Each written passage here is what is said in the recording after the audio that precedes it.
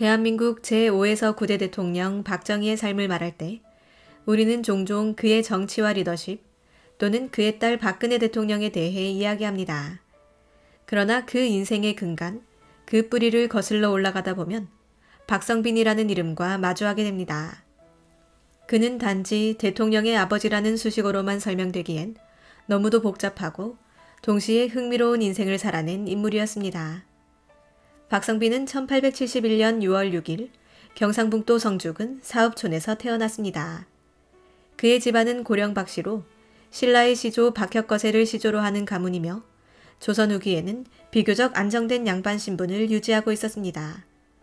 그의 부친 박영규는 양목평야라 불릴 정도의 농지와 수작농을 거느렸던 부농으로 근동에서 이름난 인물이었습니다. 그러나 이 부유한 집안의 명맥은 박성빈 세대에 이르러 전환점을 맞이하게 됩니다. 박성빈은 젊은 시절 문무를 겸비한 수재로 자부심이 강한 인물이었습니다. 그는 조선 말기 무과에 응시하여 정구품에 해당하는 효력 부위의 분계를 받은 것으로 전해집니다. 이는 오늘날 군대로 치면 소위급에 해당하는 관직입니다. 관직이라는 사회적 지위는 분명 그의 삶의 한 줄기 빛이었지만 실질적인 권한이나 영향력을 발휘하기엔 시대적 여건이 녹록치 않았습니다.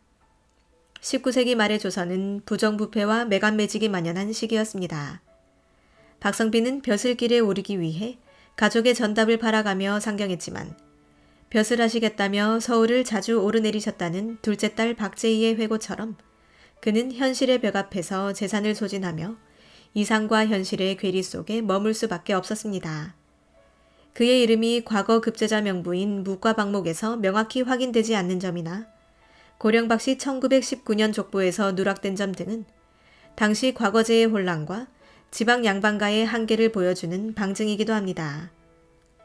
그는 지방 초시에는 통과했으나 서울의 복시에서는 낙방했을 가능성이 높다는 견해가 지배적입니다.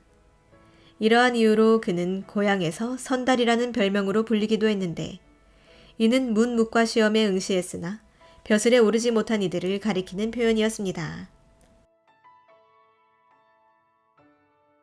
박성빈의 인생에서 가장 논란이 되는 지점은 바로 1890년대 동학농민운동과 관련된 행적입니다.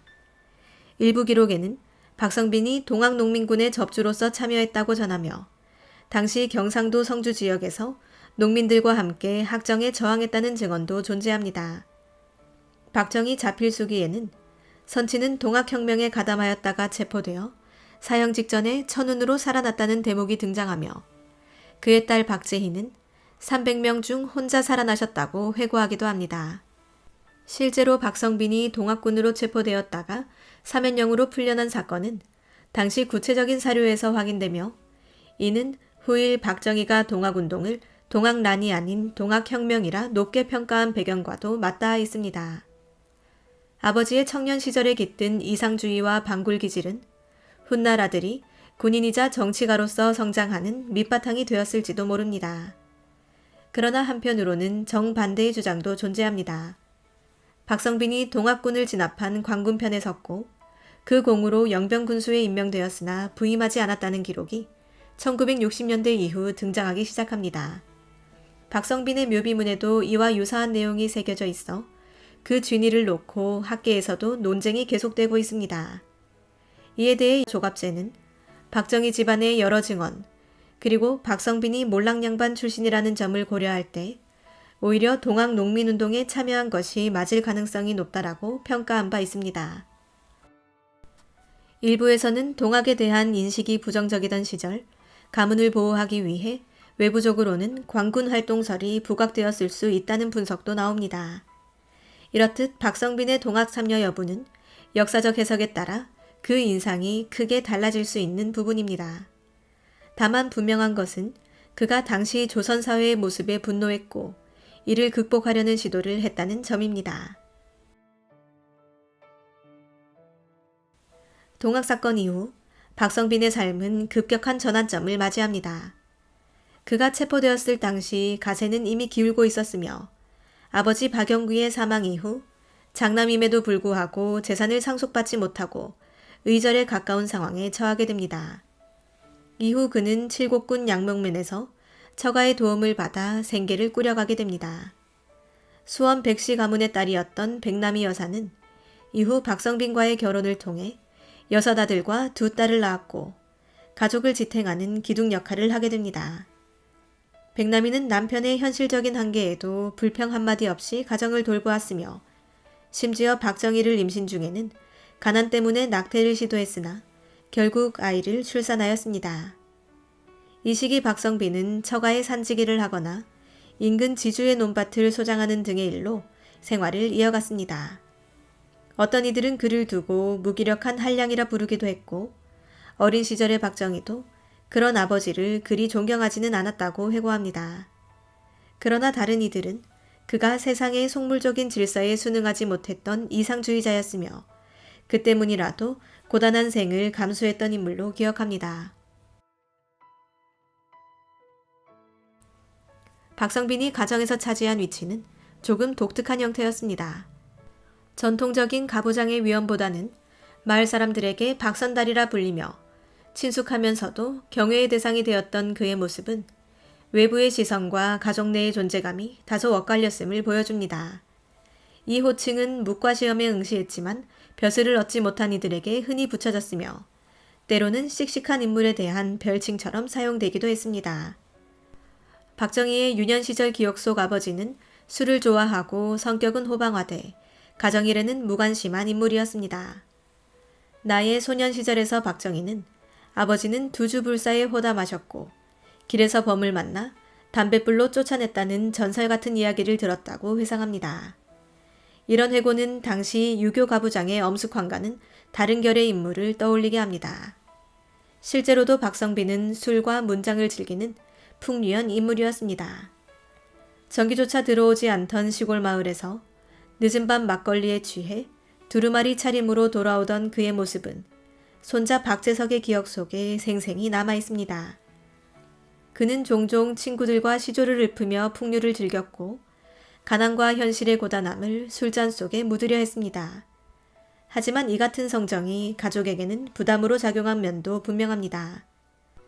아내 백남이 여사가 가정을 실질적으로 책임졌으며 생활의 무게를 홀로 짊어졌다는 점에서 당시 여성으로서 감당하기 어려운 현실이 그녀에게 지워졌습니다.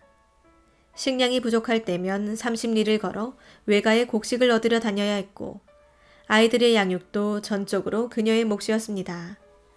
그럼에도 백남이 여사는 남편에 대한 원망을 드러내지 않았고 자녀들에게 책을 읽히며 언문소설을 즐기던 지적인 인물로 당시 마을 사람들 사이에서도 존경받는 존재였습니다. 그녀는 남편의 기호였던 담배를 함께 즐겼고 장죽에 불을 붙여드리는 어린 시절의 추억은 박정희의 어머니에 대한 각별한 애정을 상징적으로 보여주는 장면입니다. 박정희는 1917년 박성빈이 46살의 나이에 얻은 늦둥이였습니다. 이미 집안은 몰락했고 위로 형제들은 대부분 장성해 각자의 삶을 살고 있었습니다.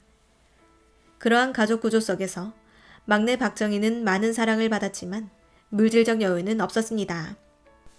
어머니 백남이는 그를 낳기 직전까지도 낙태를 고민했을 정도였으며 당시의 가난은 극단적인 선택을 생각하게 할 만큼 참혹했습니다. 그런 상황에서도 박정희는 비교적 밝고 야무진 아이로 자랐습니다. 어머니와 형제들의 헌신이 컸고 특히 박한생, 박상희, 박재희 등 형제들은 어린 박정희를 극진히 아꼈습니다. 그 가운데서도 아버지 박성빈은 박정희에게 복합적인 인물이었습니다. 박정희에게 아버지는 위엄보다 인간적인 채취를 지닌 존재로 기억되었습니다. 1936년 박성빈은 19세가 된 박정희를 결혼시키고자 했습니다. 상대는 16세의 김호남. 전통적 기준에서 이른 결혼은 흔한 일이었지만 박정희는 내심 신여성과의 결혼을 원했고 이 혼사를 반기지 않았습니다. 그러나 박성빈은 자신의 생전에 막내 아들이 장가가는 모습을 꼭 보고 싶어 했고 결혼을 서두르게 됩니다. 박정희가 당시 아버지의 기대에 응하지 않으면 안 되었던 현실은 전통사회의 건의와 가족의 정서가 교차하는 지점이기도 합니다. 박성빈은 결혼식을 올린 지 2년 뒤인 1938년 9월 4일, 향년 67세의 나이로 세상을 떠났습니다. 일제강점기의 평균 수명이 40에서 45세였다는 점을 고려하면 그는 비교적 장수한 편에 속합니다. 사망 후 그의 묘에는 부사 효력 부위 박성빈 지묘라는 묘비가 세워졌습니다. 생전 명확히 확인되지 않았던 관직이 묘비에 표기된 배경에는 아들 박정희가 대통령이 된 이후에 정치적 위상이 작용했을 가능성이 있습니다. 그의 죽음은 가족에게 있어 하나의 전환점이 됩니다. 박정희는 이후 김호남과의 불화 끝에 이혼하고 유경수와 재혼하게 됩니다. 그리고 군인의 길을 걷고 대한민국의 대통령이 됩니다. 역사의 거목이 된 박정희의 이면에는 굴곡진 아버지의 인생이 묵직하게 자리하고 있었습니다. 박성빈은 대단한 정치인이 아니었고 가정의 중심을 온전히 잡은 가장도 아니었지만 그의 삶은 하나의 시대를 비추는 거울처럼 기능합니다. 몰락양반의 체념과 분노, 이상과 현실의 괴리, 그리고 가족을 통해 남긴 복합적 유산까지.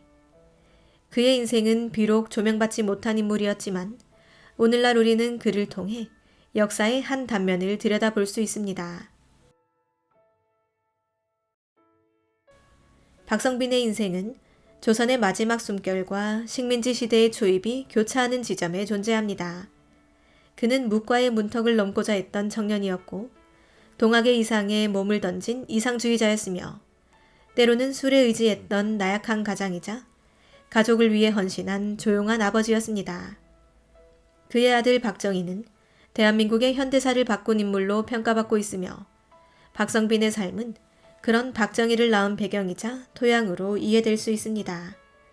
과장도 신화화도 아닌 있는 그대로의 인물을 바라보는 시선은 오늘날 우리가 역사를 읽는 방식에 있어 중요한 교훈을 남깁니다. 그는 그렇게 조용히 그러나 분명히 한 시대의 인물로서 역사 속에 자리하고 있습니다.